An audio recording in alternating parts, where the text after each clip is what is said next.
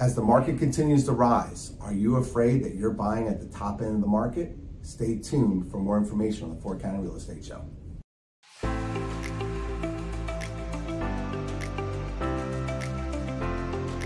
Welcome back to the Fort County Real Estate Show. I'm your host, Kevin Carey with Caliber Home Loans. I've got Ken Grand here with me today with the KG team of RE/MAX. Say hello to everyone, Ken. How are you today? The biggest question I get all the time is from my buyers who maybe have been looking for 4, 5, 6 months, even up to a year, that have just lost out on this competitive market. And as prices continue to rise, they're afraid, am I buying at the top end, right? That is correct. So historically speaking, why they're afraid is because if you remember the market between 01 and 06, right? Prices and values were pretty much climbing at a 30% pace over that time. Yeah. And then all of a sudden, the market kind of collapsed and everything dropped by 30%. So if you bought in 2016, you bought at the top of the market and potentially you would have lost potentially 30% equity overnight, right? So what we're here to talk to you about today is what's different from today's market compared to what that market and why that collapse was in 2006. Correct. Okay. So Ken, give us a little bit of a historical perspective. Obviously you were in the market doing real estate, doing high volume during that time, but give me your perspective on why the market crumbled in 06, and then we'll get into what that means for the market we're in now. Okay, so in the 2004 to 2006 market, roughly, people were doing 100% type financing loans, stated income loans, ninja loans, no docs. Right. There was all different kinds of loans that were basically still came to 100% financing. Pretty much if you had a heartbeat, they'd give you $1 million loan at the time. We used to say all the time, right?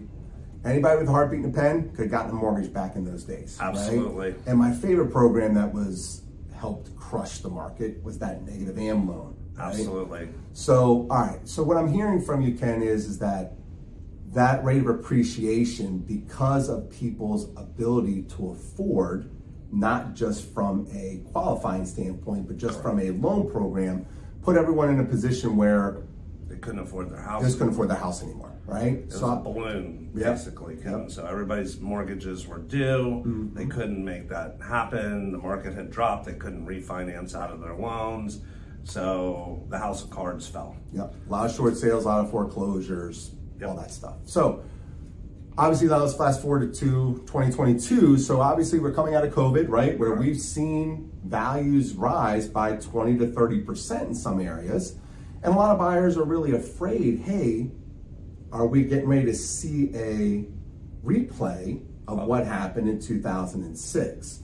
So tell us a little bit about why you think that that's not going to happen the way that it did back then. It's definitely not going to happen the way it happened. Okay. People are putting down large down payments, 5, 10, 20, 30, 50%, or buying homes in complete cash. The people are leaving more of the inner cities, they're moving out to the suburbs. There's just not enough inventory out here, and the cost of construction to build is going to continuously go up. You never see builders drop their prices. They're going to always grow their prices, whether it's the cost of materials, the cost to build, employment, whatever the cost is, it gets pushed back onto the consumers. The consumer always pays the difference. Right. No matter how you want to look at it, however you want to divvy the pie up, it always goes back to the consumer. And as they're building further and further out, you know, the inventory that's closer into the cities are going to remain at higher values as the ones out further are going to grow. More people are leaving with being able to work from home. People don't have to travel into the cities anymore. They're going back from the city life back to the rural life, more of the suburb type living as opposed to being in those cities.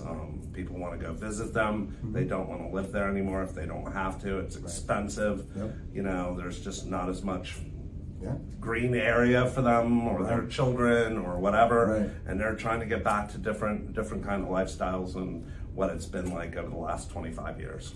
Let me just kind of give you an education from a mortgage perspective. So obviously the Dodd-Frank law that came into place after the market collapsed in 2006 basically eliminated all of those programs. The Ninja, the Stated, the No Doc, all those crazy Negative programs, AMs. Negative AM, Right. but also the ability to do 100% financing on multiple loan options. Now there's only a few really with USDA and with VA if you're a veteran. That's it. So as we start to go into this market, we are now, from a qualifying standpoint, it's all about the ability to repay and affording to be able to repay your mortgage. Everything is full documentation.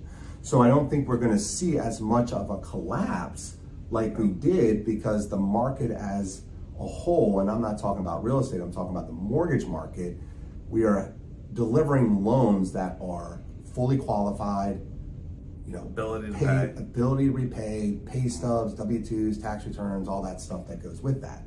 So if you are thinking about buying, within the description below, there is a link, and I created a separate video just to kind of show you it buying now compared to maybe waiting Correct. a year or so, even if there's a 10% drop, and it really shows you why now, even at the top of the market, It's still better. it's still better because of the long-term wealth effect of owning a home over a long And they'll period of lower time. interest rates now than if they go to a national average of 6% in the Right. future. Exactly. So, all right, Ken, well, look, thanks a lot for being here. If you are that buyer or even that seller who's really nervous and just needs someone, a professional to talk to, Ken's contact information in the description below. Reach out to him. It doesn't cost you anything. You can have a free consultation. Absolutely. You know, if you want to get an idea what your home is worth, or just want to talk about your fears before you take that plunge into home buying, Ken will be there, and the rest of his team will be there to support you. So, Ken, thanks a lot for being here. Thank you, Kevin. All right. Have a great If you day. like what you heard, hit the subscribe button down below, and we'll see you the next time on the Four County Real Estate Show. Have a great day. Bye-bye.